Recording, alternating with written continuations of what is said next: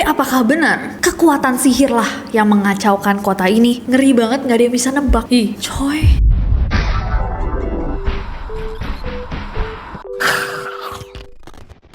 Bayangin kalian dapat surat panggilan dari pengadilan karena seseorang yang kalian tahu tiba-tiba terjangkit sebuah penyakit yang sulit dijelaskan secara medis. Jadi jelas, pastinya kalian adalah penyihir. Hey guys, it's Nessie and welcome back to Neror. Kalau kalian belum subscribe ke channel ini, jangan lupa klik tombol subscribe-nya. Mas Neror, kakak pakai size berapa kakak? Boleh kakak dilihat-lihat aja. Merch seperti ini ya kakak, ini bisa dipakai sampai XXL. Jadi di depan sini ya kakak, detailnya ada stop senyum-senyum, dan di belakang ada kesit sebatu godannya. Bagus banget kakak, langsung aja di check out. Linknya ada di bawah. Oh, check out dan payment kakak.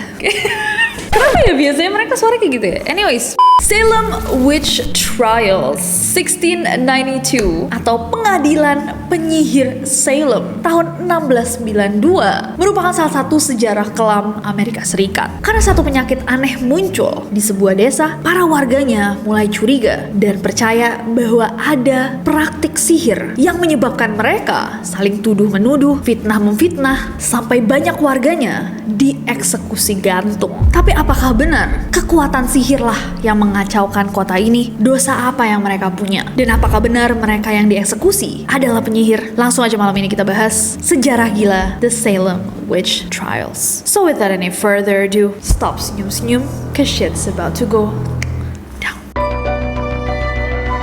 Kota Salem ini ada di Essex County, Massachusetts, Amerika Serikat. Kota ini adalah sebuah kota baru pada saat itu. Daerahnya mulai ditempati di 1629, sebelumnya merupakan dataran tandus. Nah, di 1690-an, kota Salem ini menjadi tempat tinggal untuk satu kaum namanya kaum Puritan. Mereka ini adalah kaum yang religius banget guys, dan ketat banget sama praktik agamanya. Kaum Puritan sendiri ini adalah orang-orang Protestan Inggris yang berusaha untuk membersihkan gereja dari apa yang mereka anggap sebagai pengaruh Katolik Roma. Di tahun 1600-an, Amerika Serikat sendiri itu masih terdiri dari koloni-koloni Inggris. Di 1641, hukum koloni Inggris ditetapkan, dan salah satunya adalah bahwa semua hal yang berhubungan dengan praktik sihir itu ilegal, merupakan pelanggaran berat. Bahkan pada saat itu guys, mereka punya yang namanya Undang-Undang Sihir, dan undang-undang itu di 1604 mengatakan bahwa seorang penyihir yang terbukti bersalah atas pelanggaran ringan dapat dipenjara selama 1 tahun, dan seorang penyihir yang bersalah 2 kali akan dijatuhi hukuman mati, capital punishment. Nah, menarik nih guys, dalam tradisi Inggris, sebuah pengakuan, terutama yang memiliki bukti lain dan juga kesaksian dari 2 orang yang dapat dipercaya, dianggap sebagai bukti yang legit. Jadi kalau misalkan kalian aku laporkan ke pengadilan, terus pengadilan minta bukti, terus aku bilang, oh iya, Neroris bersalah kok, nih aku punya bukti kesaksiannya Tika sama Jehan, atau Alda sama Jehan, itu bisa dianggap cukup bukti bahwa kalian benar-benar bersalah.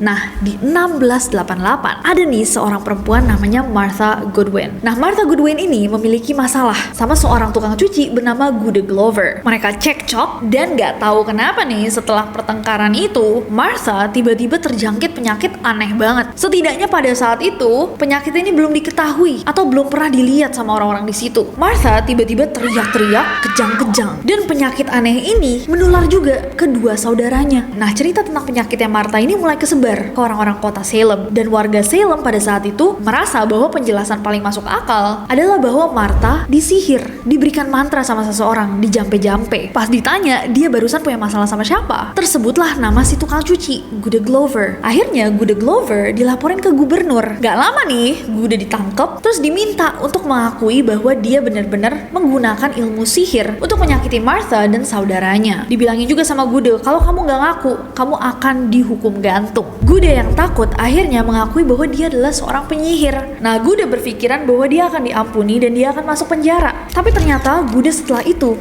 tetap dieksekusi. Nah, selang 4 tahun nih setelah kasusnya Gude sama Martha, di musim dingin Februari 1692, kejadian yang mirip sama yang terjadi sama Martha Goodwin menimpa juga 2 anak kecil. 2 anak ini adalah anak dan keponakan dari seorang pendeta bernama Samuel Parris. Jadi suatu hari pendeta Sam itu meninggalkan putri sama keponakannya, Barry 9 tahun, dan sepupunya Abigail umur 11 tahun di rumah sendirian. Technically dia nggak benar-benar sendirian guys. Di zaman itu di Amerika masih ada perbudakan, dan pendeta Sam itu memiliki ART kulit hitam yang diperbudak namanya Tituba. Jadi Barry sama Abigail itu di rumah sama Tituba. Nah dari ceritanya, Tituba itu kan lagi ngejagain dua anak ini. Karena anak-anak ini bosen, Tituba ngajak mereka main. Padahal nih, masyarakat Puritan pada saat itu di kota Salem itu kan strict banget, bener-bener religius banget. Sampai salah satu aturan mereka adalah anak-anak di kaum Puritan itu gak boleh bermain. Mereka harus menjaga diri dari melakukan kesenangan atau mendapatkan hiburan apapun. Jadi katanya pada saat itu di Salem tuh kayak sepi banget karena gak ada lagu, gak ada parade,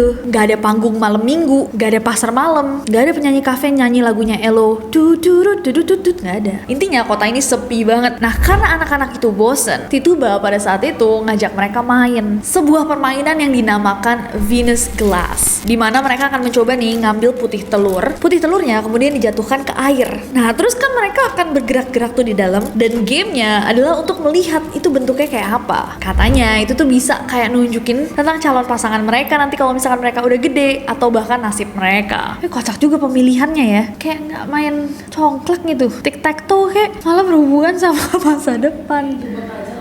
Iya gini kan ya, kan ayo. Nah pada saat Tituba main sama Barry sama Abigail, mereka ngeliat tuh bentuk di dalam gelas itu. Kok tiba-tiba yang mereka lihat itu menyerupai sesuatu yang mengerikan banget. Karena menurut mereka yang mereka lihat itu adalah gambaran peti mati. Nah gak lama setelah Abigail sama Barry main sama Tituba, di tengah musim dingin yang lagi menyelimuti kota Salem, Barry sama Abigail tiba-tiba mulai sakit. Sakitnya rada mirip-mirip nih sama sakitnya Martha. Mereka mulai kejang-kejang, jerit-jerit, ngelempar-lempar barang, ngeluarin suara aneh, dan jalannya itu merangkak guys. Ditambah lagi mereka sering banget ngeluh bilang kayak badan saya sakit kayak ditusuk pakai jarum. Nah karena Abigail sama Barry sakit, dipanggillah seorang dokter, Dr. William Griggs, yang ketika ditanyakan dan abis memeriksa anak-anak ini bilang bahwa dia nggak tahu nih mereka sakitnya sakit apaan. Dan penyakit ini nggak stop di Barry sama Abigail. Selang beberapa lama ada gadis lain namanya Ann Putram Jr. dan beberapa anak cewek lainnya itu mengalami hal yang sama. Akhirnya diputuskanlah sama warga kota bahwa anak-anak ini sakit akibat ilmu sihir. Dan karena semakin banyak anak yang kena, penyakitnya tidak bisa dijelaskan, penyakitnya serem banget, aneh banget, akhirnya masalah ini sampai ke tingkat pengadilan. Dan itulah awal dari adanya pengadilan penyihir di kota Salem.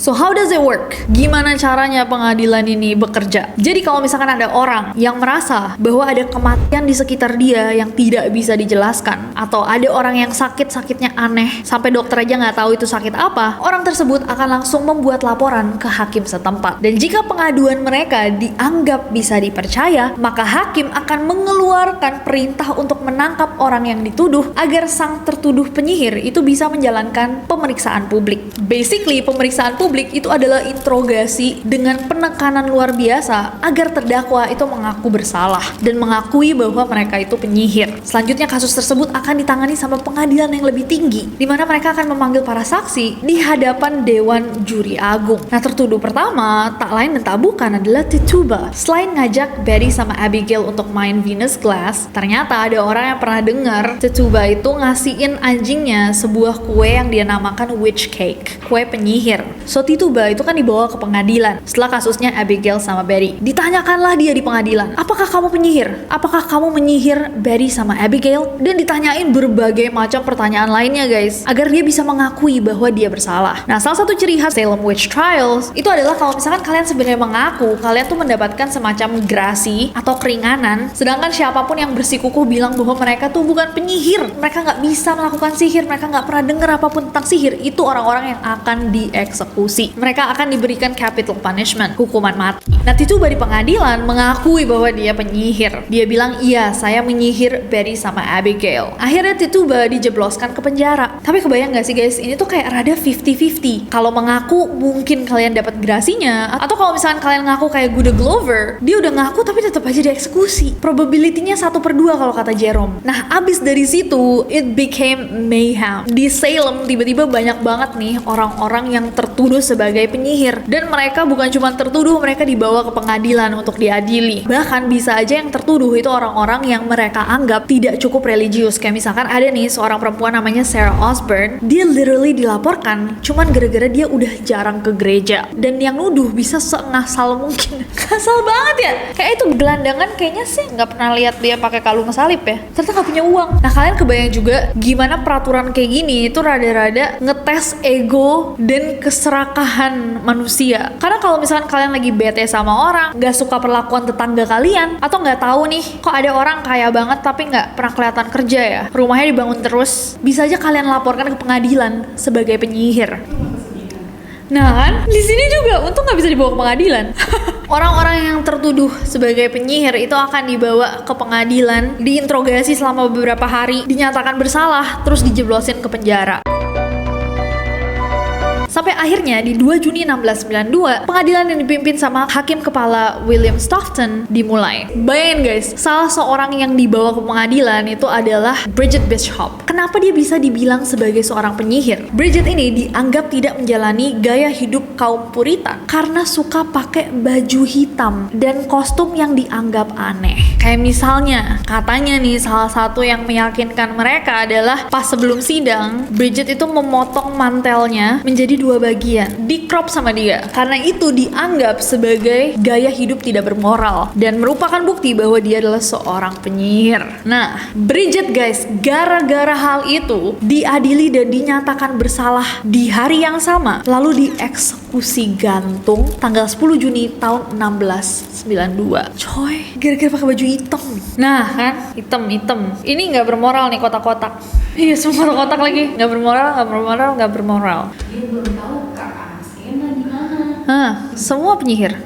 Setelah eksekusi pertama itu, pengadilan ini sempat ditunda sedikit untuk meminta nasihat dari orang yang berpengaruh di New England, tapi yang nggak ada yang berubah. Dari 30 Juni sampai awal Juli, Dewan Juri Agung itu mengesahkan dakwaan bersalah terhadap 5 wanita. 19 Juli, Sarah Good, Elizabeth Howe, Susanna Martin, Sarah Wilds, dan Rebecca Nurse dieksekusi gantung. Sebulan kemudian, 5 orang lagi dieksekusi. Dan sebulan setelahnya, Dewan Juri mengesahkan 18 dakwaan lagi. Nah, di 19 September 1692, ada seorang terdakwa laki-laki. Kalau mayoritas dalam kasusnya witch trials di Salem itu terdakwanya wanita, pada hari itu ada satu laki-laki yang dituduh sebagai seorang penyihir. Dia adalah Giles Corey. Nah, seperti biasanya Giles Corey di pengadilan diminta untuk mengakui bahwa dia itu adalah seorang penyihir. Giles menolak dan bilang bahwa saya bukan penyihir. Udah disudutkan, diminta untuk mengakui, dia tetap kekeh bilang bahwa saya itu bukan penyihir. Saya nggak pernah belajar sihir. Saya juga nggak ngerti kenapa saya dipikirin penyihir. Dan karena si Giles ini kekeh banget, dia nggak mau mengakui, hakim pengadilan memutuskan bahwa dia butuh tekanan berformat lain. Dia mendapatkan hukuman painful et due, sebuah bentuk penyiksaan di mana subjek yang bersalah itu akan ditekan di bawah beban batu yang besar, yang semakin lama semakin berat agar mereka mengaku bersalah. Sampai akhirnya Giles yang benar-benar nggak mau ngakuin bahwa dia adalah seorang penyihir meninggal dunia 2 hari kemudian. Dan dalam sejarahnya guys, setidaknya ada 172 orang yang dinyatakan bersalah sebagai penyihir. Dan dari ratusan orang itu, total ada 19 orang yang dieksekusi gantung dan 1 orang meninggal karena ditekan batu. Coba kasus pertama dalam Salem Witch Trials ini, budak yang bekerja sama pendeta Sam malah akhirnya diampuni dengan beberapa orang lainnya, dinyatakan tidak bersalah atau dilepaskan dengan jaminan. Padahal jatuhnya dia tuh kasus pertama yang memulai Salem Witch Trials ini. Jadi definisi salah sama nggak salahnya itu bener-bener ngeri banget, nggak ada yang bisa nebak, tergantung hakimnya dong. Percaya sama orang. Kalau kata Selos, never trust the judges. Don't leave it to the judge. Except me, trust me. I'm the only judge you should trust. Nah, pertanyaan terbesar sebenarnya di bawah rangkaian Salem Witch Trials itu adalah sebenarnya apa yang menimpa anak-anak di kota Salem pada saat itu? Penyakit aneh yang mereka derita itu sebenarnya penyakit apa? Karena penyakit misterius yang mereka derita itu adalah permulaan dari banyaknya nyawa yang melayang dalam The Salem Witch Trials. Berpuluh-puluh tahun ini menjadi misteri yang sulit banget untuk dijelaskan. Bahkan gak sedikit orang-orang yang percaya bahwa bener-bener di Salem itu pada saat itu ada penyihir-penyihir yang tinggal di sana. Ada penyihir-penyihir yang menggunakan ilmu sihir mereka untuk menyakiti orang-orang. Gak cuma zaman itu, bahkan sampai hari ini ada orang-orang yang percaya bahwa memang beberapa orang yang terdakwa di Salem Witch Trials itu adalah penyihir beneran. Dan Salem itu masih dianggap sebagai kota penyihir, bahkan dijadikan semacam turisme sihir. Tapi berpuluh-puluh tahun setelah Salem Witch Trials terjadi, beberapa peneliti sains modern menilai bahwa perilaku aneh Martha, Betty, Abigail, dan anak-anak lainnya di Salem pada saat itu kemungkinan besar disebabkan sama sebuah jamur yang pada saat itu mereka konsumsi. Claviceps purpurea atau jamur hitam beracun, zat alami yang menjadi sumber LSD, itu bisa tumbuh di gandum saat musim dingin. Dan jamur tersebut memang bisa menyebabkan tersedak, muntah, sampai halusinasi. Nah, jamur yang sama itu juga dipercaya menjelaskan beberapa fenomena aneh di sejarah, kayak kasus The Dancing Plague 1518 yang kita pernah bahas juga di Neror, saat satu desa tiba-tiba nggak bisa stop nari. Dan selain mengonsumsi jamur tersebut, peneliti modern juga beranggapan bahwa mungkin anak-anak di desa Salem pada saat itu terkena penyakit Lyme, epilepsi, dan tekanan psikologi di rumah mereka, dan lingkungannya yang luar biasa religius dan menentang semua hal menyenangkan sampai membuat mereka berperilaku aneh. Nah, tentunya Salem Witch Trials itu juga menyebabkan kontroversi yang luar biasa besar, karena bagaimana orang-orang yang tertuduh tanpa bukti yang jelas atau tidak berdasar bisa sampai dieksekusi. Publik juga mulai mengusut sebenarnya ini tuh mulainya problemnya dari mana. Usut punya usut, ada orang-orang pada saat itu yang mengatakan bahwa ada dua keluarga di Salem, keluarga Porter sama keluarga Putnam, yang memiliki masalah satu sama lain. Keluarga Putnam itu adalah keluarga petani tua yang sangat konservatif, dan keluarga Porter itu sehari-harinya mengerjakan penggergajian kayu dan punya pandangan yang jauh lebih liberal. Nah, di 1672, bendungan milik keluarga Porter itu pecah dan membanjiri tanahnya keluarga Putnam. Keluarga Putnam nuntut keluarga Porter atas kerugian yang mereka buat. Akhirnya ada ketegangan serius nih antara dua keluarga ini, karena ladang dan kesuburan ya pada saat itu tuh penting banget. Nah, dipercaya sama orang-orang di sekitar bahwa keluarga Putnam ini ngelihat loophole, dihukum pada saat itu dan menggunakannya untuk menghabisi musuh-musuh mereka. Karena secara keseluruhan, 8 anggota dari keluarga Putnam adalah penuduh atau bagian dari tim yang mengadili para penyihir. Dan menurut Britannica.com, korban-korban yang dituduh dan akhirnya dieksekusi ternyata banyak banget yang merupakan musuh atau punya masalah sama keluarga Putnam. Dan setelah semuanya terjadi, berbagai proses eksekusi, di September 1692, jumlah dari anak-anak yang sakit itu mulai berkurang. Mungkin juga karena musim udah berubah. Dan dari situ orang-orang juga udah mulai ngerasa nih, kok ada yang salah ya sama pengadilan penyihir ini. Warga mulai menentang, karena bisa aja besok-besok mereka yang dituduh. Selain itu, mereka juga mulai curiga, kenapa para penuduh dan saksinya kok banyak yang dari keluarga dan kerabat juri yang mengadili. Sampai akhirnya di 1693, The Salem Witch Trials pun dihentikan. Para tahanan yang masih di penjara langsung aja semua dibebaskan dari segala tuntutan. Pengadilan umum Salem juga minta maaf, memberikan ganti rugi juga kepada ahli waris korban. Dan setelah itu ya pengadilan penyihir di Salem berakhir. Dan pada acara peringatan 300 tahun setelah Salem Witch Trials, sebuah tugu akhirnya dibangun untuk mengenang orang-orang yang kehilangan nyawanya karena dituduh sebagai penyihir. Dan bisa dibilang bahwa ini salah satu masa kelam dalam sejarah Amerika Serikat, yang walaupun pada akhirnya kota Salem malah menjadi tujuan turisme akibat sejarah kelam tersebut. And that's it. Gimana Nerores? Aku mau ngingetin sedikit aja bahwa ini terjadi sekitar 332 tahun yang lalu, ketika ada sesuatu yang sulit dijelaskan secara logika di Amerika Serikat pada saat itu. Hal misterius yang terjadi disalahkan pada ilmu sihir. Dengan perkembangan sains, perkembangan di dunia medis, perkembangan teknologi, mestinya di 2024 ketika ada sesuatu yang sulit dimengerti, ketika seseorang sakit dan dianggap misterius, mungkin penjelasannya lebih mudah ya untuk dicari. Jika mau, kemungkinan besar banyak misteri-misteri tersebut bisa dicari penjelasannya. Tapi kalau kalian sendiri, apakah kalian percaya apa yang terjadi di Salem adalah bukti dari adanya sihir? Coba komen di bawah. Apakah kalian sedang pakai baju hitam saat ini? Apakah kalian penyihir? Boleh banget di komen di bawah. Kalau pakai baju yang ini, jelas bukan penyihir. Sedikit lebih seram karena bukan sapu, tapi ada pisau di sini. Tapi seriously aku punya pertanyaan terakhir banget nih. Neroris, apakah ada suatu fenomena yang bahkan sudah dicari nih penjelasan logisnya, kalian percaya bahwa itu tidak bisa dijelaskan secara logis dan jawabannya pastinya berhubungan dengan sesuatu yang goib? Please ceritain di bawah. I would love to know your story. Aku mau tahu pengalaman kalian atau apa yang pernah kalian dengar. Komen di bawah apalagi yang seru untuk kita bahas di Neror selanjutnya, dan jangan lupa subscribe karena aku gak sabar untuk ketemu kalian lagi. Bye bye.